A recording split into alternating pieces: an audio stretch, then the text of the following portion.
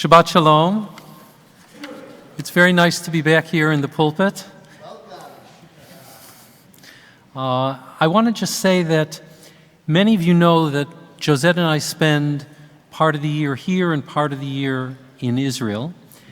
And for many years now, in February, I've been leading a group that we've called the Path of Abraham, or Sharing Perspectives, that brings together Jews and Muslims and Christians in order to explore both the religious traditions of one another and the political issues between Israelis and Palestinians. Part of what we do is we go to sacred places. We go to places that are holy to different faith traditions. And one of my roles is to help interpret for Christians and Muslims what is sacred about this place for a Jew. So I want you to think for a moment, if you've been to the Western Wall, to the Kotel, what you would tell people. And if you go to the Haram al-Sharif, what Jews call Har Habayit, the Temple Mount, what you would tell people. How would you explain how sacred it is and why it's sacred? And if you go into the Church of the Holy Sepulchre and you listen to what Christians believe happened in that place, and you watch their devotion and their intensity, how does it feel as a Jew to see somebody else in a place that is tremendously sacred to somebody else? And how does it feel, if you're a Muslim or a Christian, to be in a place that's sacred for Jews?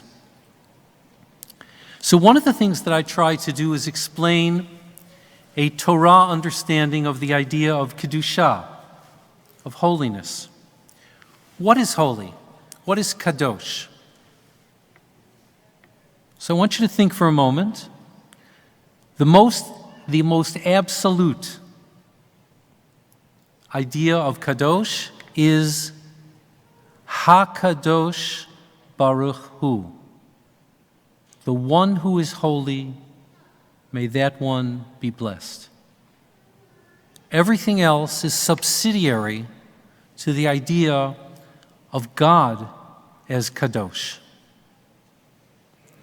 But there's also place, a mikdash. So I explain how, in our tradition, the land of Israel is sacred. There are different laws that pertain even to vegetables in the land of Israel. Jerusalem is considered more sacred. The Temple Mount is considered even more sacred. The area where the temple actually was is even more kadosh. And then you get to the epicenter,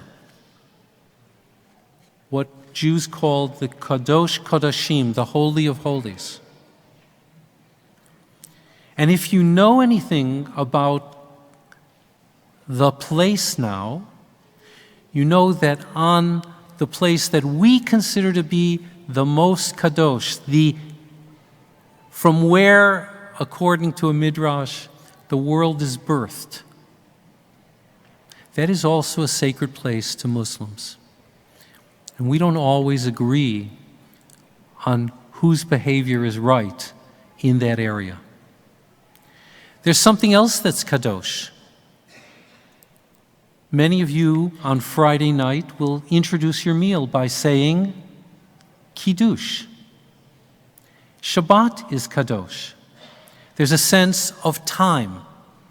So now we have God, place, time. And I mentioned another one to Leah. This isn't your exam, don't worry. I mentioned action, deed. where we say even the words, Asher Kiddishanu b'mitzvotav, you make us sacred through our actions, through doing these mitzvot. Now, it's very important for me when I'm doing these things for non-Jews, for Christians, for Muslims, to emphasize the significance of the land of Israel and Jerusalem, of the Temple Mount, and of the Holy of Holies, because it is an area of conflict. And it's important for others to understand how significant it is for us. We also have to understand why these places are so significant to others. But I want to tell you what happened this year when we visited the Haram al-Sharif, the Temple Mount area. I don't go into the Dome of the Rock. The Dome of the Rock sits over what had been the Holy of Holies. So I don't go in. There are many other religious Jews who don't go in. But there are Jews who will walk around the perimeter of that area, as I do. Now, there's an agreement between Israel and the Waqf. The Waqf is the trust of the Muslims that administers that area. And the agreement is that we won't pray. Christians can't pray, Jews can't pray. The only ones who can pray on that area are Muslims. I can say certain words in my head, but if they see me carrying a book, or if they see me moving my lips, there are people who come over and say, you can't do that. In fact, they're a little more brutal than you can't do that. Well, when we were up there, we had a guide who is authorized by the Waqf, which means he's a devout Muslim. And it means that he is loyal to the ideas that the Muslim community wants to get across when people are up on the Temple Mount. He pointed to the Jewish visitors who were walking around, and he called them provocators. They're provoking. I said to him and to the group, they look pretty innocent to me. He said, yes, but they have army people with them. They have the police and security. And that's provocative. And I said, well, why do you think they might need that security?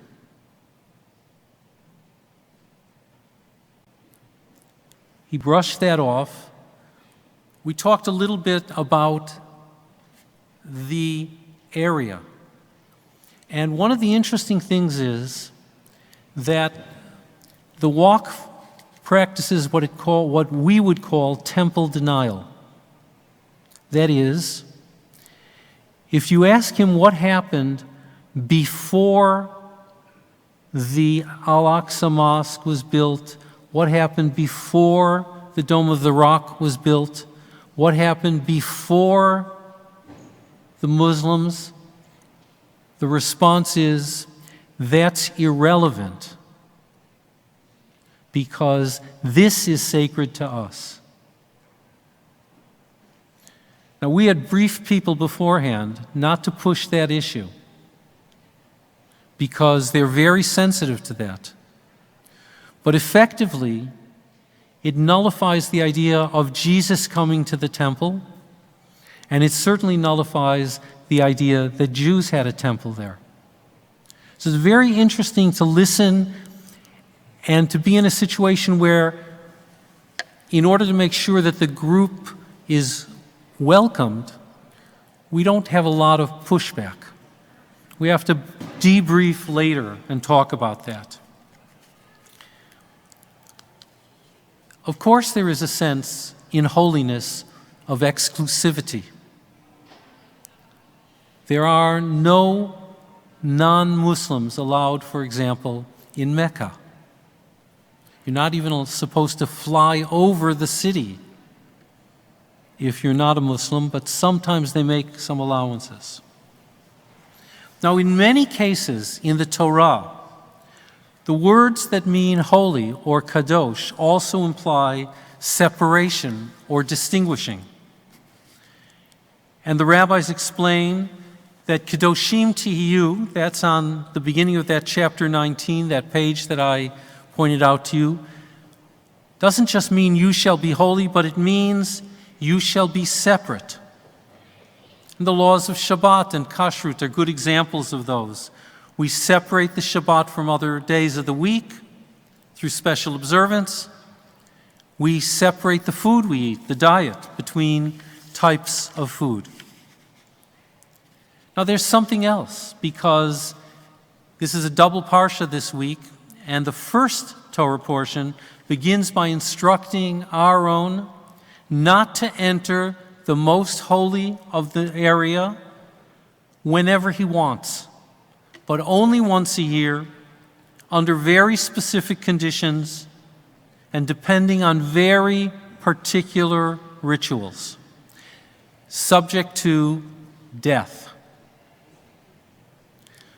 A few years ago, we brought an exhibit to the Ram, and we had artifacts from Jerusalem, and one of the artifacts from Jerusalem was a sign in Hebrew and Greek that said, if you're not sacred, if you're not already a Kohen, you can't come into this area under penalty of death. So holiness is something you want to pursue, but it's also something you might have to stay away from. Be very careful. So the Torah tells us to be holy, but also warns us to beware of what's holy. And that idea of separation, some of you will remember there was a commercial for hot dogs, I think it was, where they said, we answer to a, kosher hot dogs, we answer to a higher authority. Well, there's that sense of something higher. But Ramban, Rabbi Moshe ben Nachman, who lived in Spain and then later in Israel, he lived in Girona. By the way, if those of you go to Spain, you can go and then you can actually see the seal that he used for his documents. You can see areas where he lived in if you go to Spain. So Ramban said it's not enough to follow the rules, because it's possible to follow the rules and drink wine, kosher wine, drink beer, drink good scotch, and it's possible to overdrink. It's possible to eat kosher food and to overeat. It's possible to have other limitations that are within the sphere of Jewish life, but not necessarily to do things to their ideal. So what he said is that the idea of being holy is to be aspirational. It's to aim for something higher. Now, what's interesting is that the literary structure of the book of Leviticus, and Leah, I know you're going to talk about this, but only to your guests. The literary structure of the book of Vayikra places one of the core commandments of the Torah at the very center of the book. V'ahavta l'reacha kamocha. And the book of Leviticus, the middle of the book is right here, this Torah portion. And the book of Leviticus is in the middle of the Torah. So in the middle of the Torah and in the middle of Leviticus and in the middle of this parsha is the commandment to love your neighbor as yourself. V'ahavta l'reacha kamocha. And so in some ways, we're called to be different, to be separate, and also to love others. We're told to avoid and to engage, to contrast and to connect. And I want to bring that to contemporary Israel for a moment. In Masechet Chagiga, we read these words. Rabbi Yossi Omer, Rabbi Yossi says, Oy lahem labriot, Woe to those people, sheroot ve'enon yodot. Woe to those people who see and know not what they see, who stand and not know upon what they stand. We are marking Israel's 75th birthday. It's a diamond jubilee. And if you think about what Israel has accomplished over that 75 years, first the creation of independent state, then taking in refugees and immigrants who won the war, and they won the war.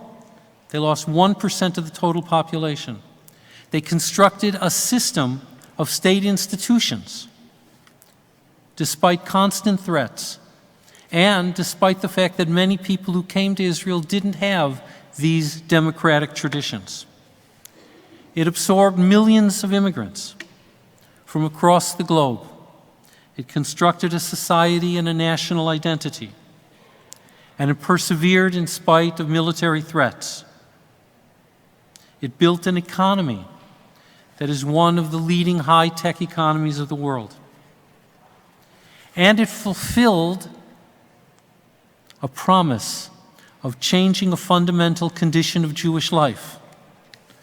Zionism was a response to Jewish insecurity, to physical danger, and it called not only for political liberation, but also for that liberation to be manifest in a sovereign state.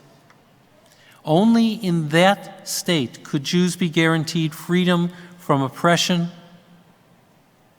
Only there could there be a safe haven for all Jews around the world. That success is monumental. And if we don't realize it, we don't know what we're seeing or what we're standing on. David Hartman, my teacher, who I'm going to be teaching about this spring here at Beth Tzedec, said, "We looked at Israel as a miracle,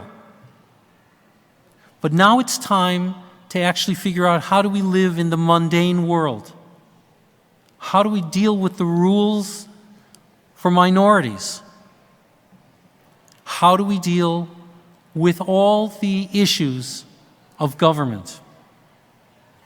I'd like to suggest that some ways the issues that are being fought over today in Israel are actually a question of holiness.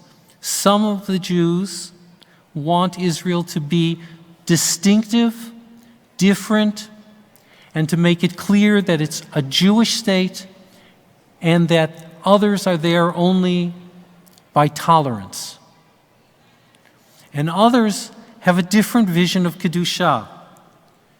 They want to see a Jewish state that is also turned toward others, that is building a society inclusive of minorities and protective of human rights. The Haftarah that the rabbis selected, the words of Amos that say that the nation of Israel is no better than others, says on some level that ethical actions are required to restore and to maintain the people of Israel in the land of promise. So we can't simply avoid being like others. God's holiness radiates outward. And so the holiness that God expects of us can't be only the creation of an insular society. We're commanded not only to avoid something, writes my teacher Ray Shindlin, but also to do something. When we're told to love the stranger, when we're told to love one another, that's the start of a path of holiness. Leah, you're starting on that path. It's more than just obedience. It's more than building a safe space for Jews. We have to be worthy of what we have built and what we have inherited. And so the Declaration of Independence, the Proclamation of Independence of the State of Israel says that it will balance the special status of a Jewish state along with complete equality of social and political rights to all its inhabitants, irrespective of religion, race, or sex. Whether we're reading Leviticus or Amos, whether we are here in Canada or in Israel, we have to hold on to these twin aspirations. We have to keep them in a dynamic dialogue.